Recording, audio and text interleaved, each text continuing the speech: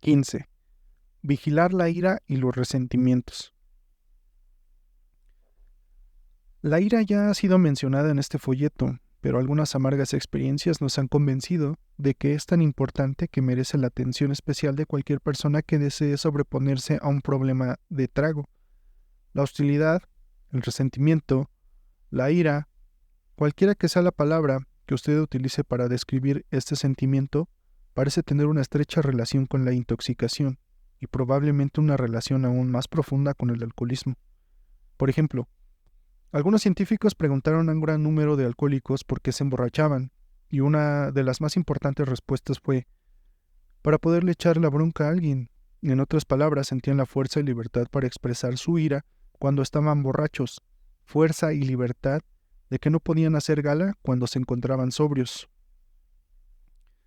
Alguien ha sugerido que puede existir una relación bioquímica sutil e indeterminada entre el alcohol y los cambios físicos que acompañan la ira. Un estudio experimental entre alcohólicos sugirió que los resentimientos pueden crear en la sangre de los alcohólicos una cierta condición de incomodidad que se desvanece con una borrachera. Un renombrado psicólogo ha sugerido recientemente que los bebedores pueden gozar la sensación del poder sobre otros que puede traer la influencia del alcohol. Se han informado hechos claros acerca de la estrecha correlación que existe entre el beber y los asaltos y homicidios. Parece que en algunos países sucede una gran proporción de estos delitos cuando la víctima o el delincuente se encuentran bajo la influencia del alcohol. Las violaciones, las peleas domésticas conducentes al divorcio, el estupro y maltrato de los niños y los atracos también son frecuentemente paralelos a una condición de bebida excesiva. Aún aquellos de nosotros que no hemos tenido experiencias en ese tipo de conducta podemos entender fácilmente la clase de rabia furiosa que puede llevar a algunas personas a pensar en una violencia extrema cuando están suficientemente borrachos. Por eso reconocemos el peligro potencial de la ira. No parece existir ninguna duda de que la ira es un estado natural que ocurre en el animal humano de vez en cuando. Al igual que el temor, puede también tener algún valor de supervivencia para todos los miembros de la especie Homo sapiens. La ira hacia ideas abstractas tales como la pobreza, la enfermedad y la injusticia ha producido indudablemente cambios y mejoras en diversas culturas. Pero tampoco puede negarse que los asaltos violentos o verbales cometidos bajo la ira excesiva son deplorables y le hacen daño a la sociedad como un todo, tanto como a los individuos. Por ello, muchas religiones y filosofías nos urgen a librarnos de la ira para poder hallar una vida más feliz. Sin embargo, un gran número de personas tienen la certeza de que reprimir la ira es inconveniente para la salud emocional, de que debemos dar rienda suelta a nuestra hostilidad en alguna forma, o de lo contrario podría envanecer nuestro interior haciéndonos volver esa ira hacia nosotros mismos y conduciéndonos a una profunda depresión. La ira en todos sus aspectos es un problema humano universal, pero representa una amenaza especial para los alcohólicos. Nuestra propia ira puede matarnos. Los alcohólicos recuperados están casi unánimemente de acuerdo en que la hostilidad, las peleas y los resentimientos nos hacen desear beber. Y por consiguiente necesitamos estar alerta contra esos sentimientos. Hemos encontrado formas mucho más satisfactorias que la bebida para manejar este tipo de problemas. Volvemos a ellas posteriormente. Primero daremos una lista de las formas y matices que pueden presentar la ira en algunas ocasiones.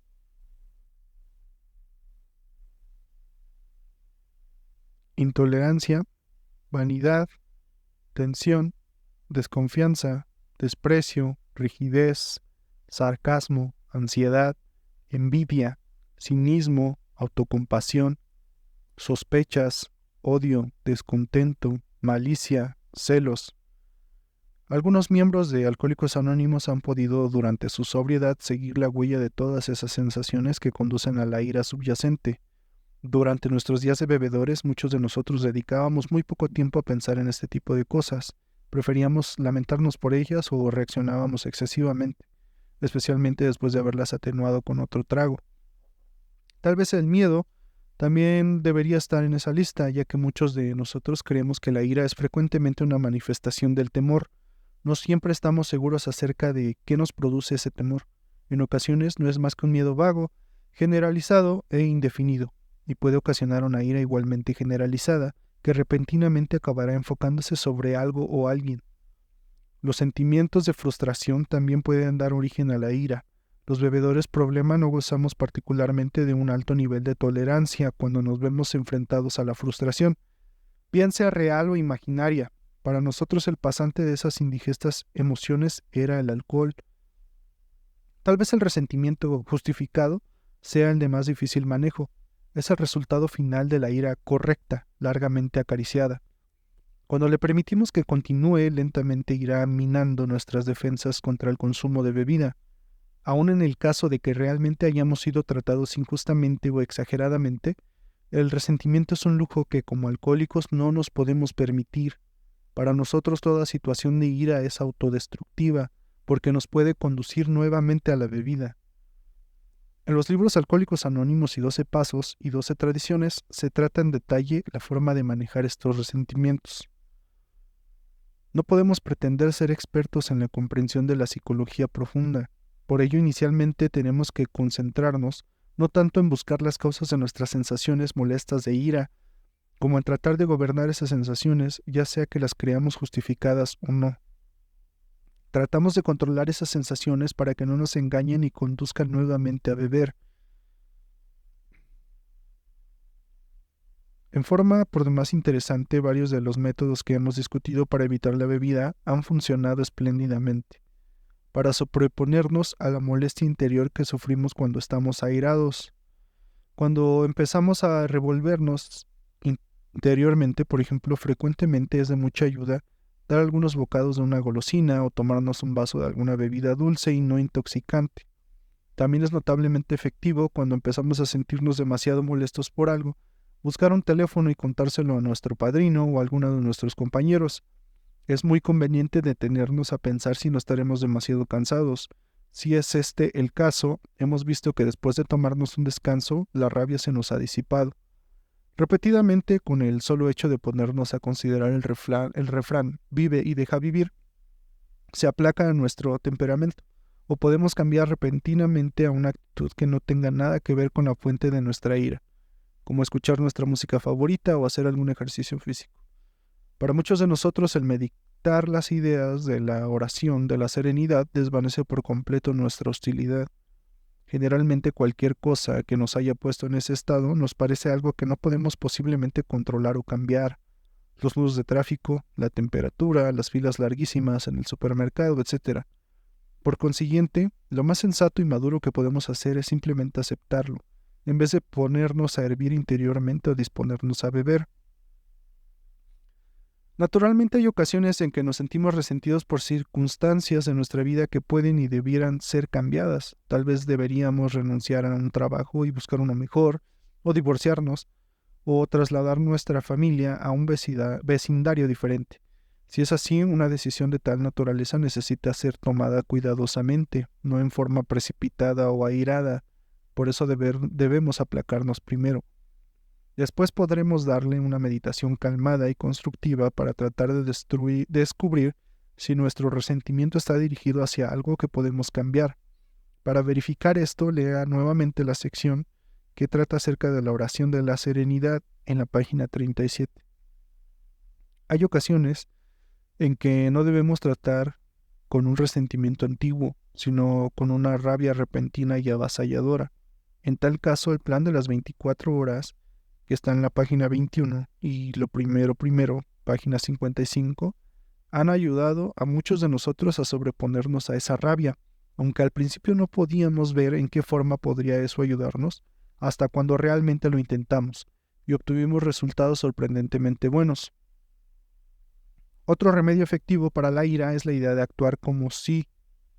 Decidimos actuar como lo haría una persona madura y bien equilibrada para manejar un resentimiento como el nuestro. Trate de ensayarlo en alguna oportunidad. Esto funciona efectivamente. Y para muchos de nosotros también tiene mucho valor la orientación profesional de un buen consejero, psiquiatra o sacerdote. También podemos encontrar una válvula de escape en una acción física sin peligro. El ejercicio ya mencionado, respirar profundamente o una ducha de agua caliente o simplemente sentarnos a gritar en una silla, claro está en privado, han ayudado a aliviar de la ira a muchos de nosotros. Muy rara vez parece aconsejable la obturación, la disculpa o el represamiento de la ira. Por el contrario, tratamos de aprender a no actuar bajo su influencia, sino a tratar de hacer algo al respecto. Si no lo hacemos, incrementamos enormemente nuestra propensión a beber.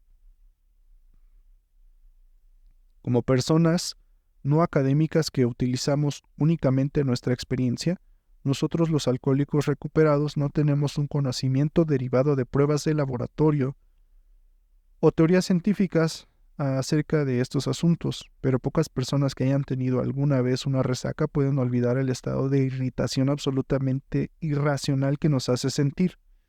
En algunas ocasiones descargamos esa irritación contra nuestros miembros de la familia o compañeros de trabajo, amigos o extraños que ciertamente no han hecho nada para movernos en su contra. Esta tendencia puede durarnos algún tiempo en el periodo inicial de nuestra sobriedad, así como perduran los residuos de humo en un recinto cerrado, recordándonos nuestros días de alcoholismo hasta cuando logremos hacer una limpieza completa de nuestra mente.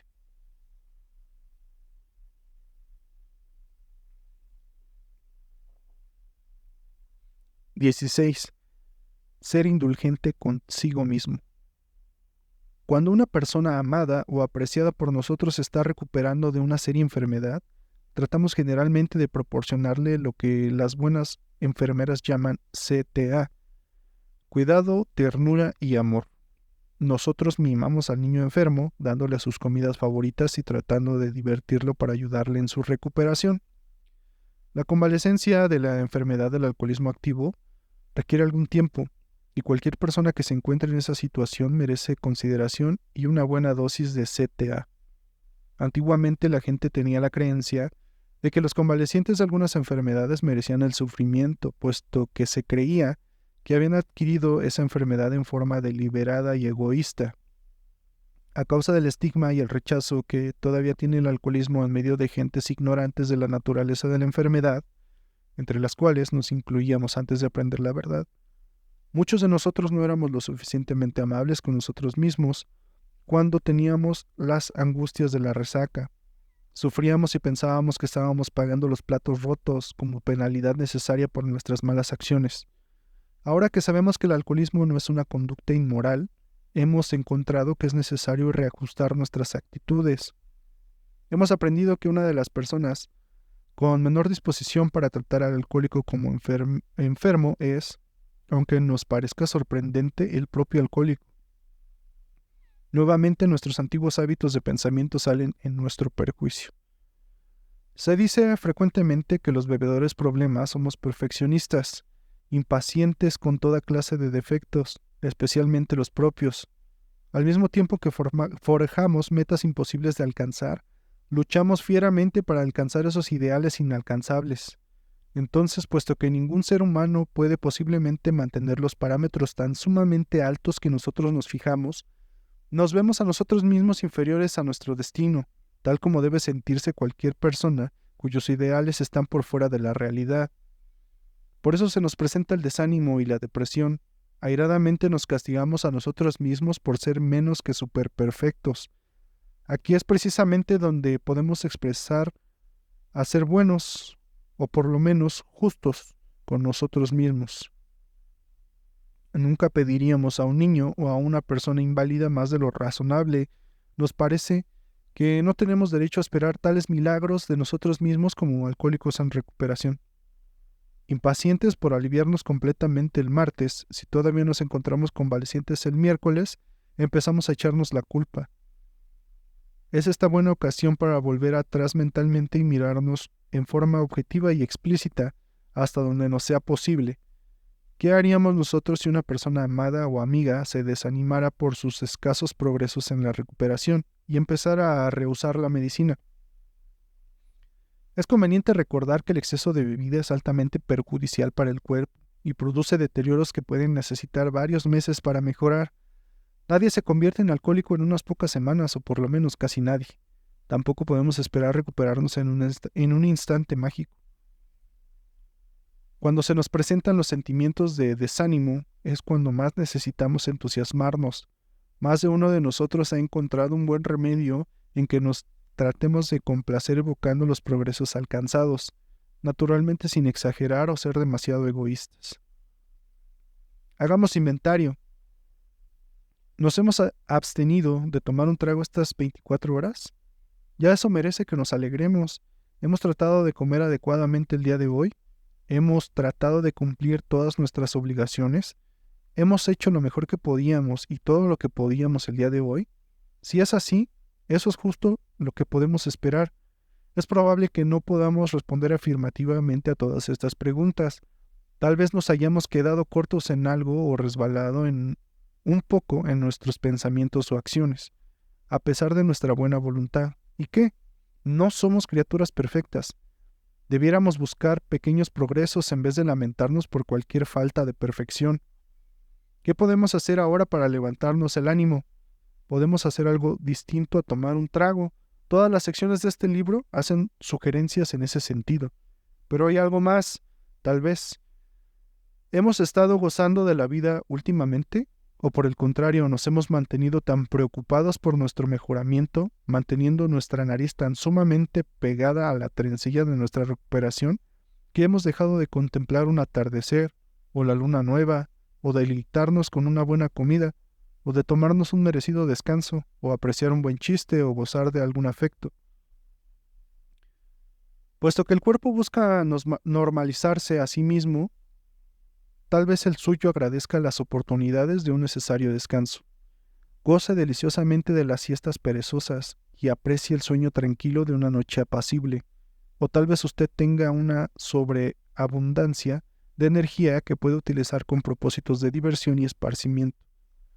Tanto como los otros aspectos de la vida, estos parecen ser necesarios para la realización completa de nuestro potencial humano.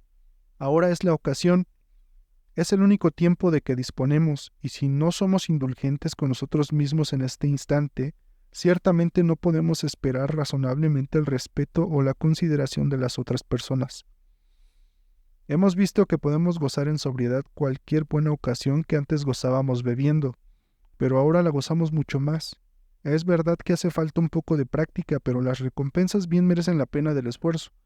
Esta no es una actitud egoísta, sino autoprotectora. A menos que apreciemos nuestra propia recuperación, no podemos sobrevivir para convertirnos en gente altruista, ética y socialmente responsable.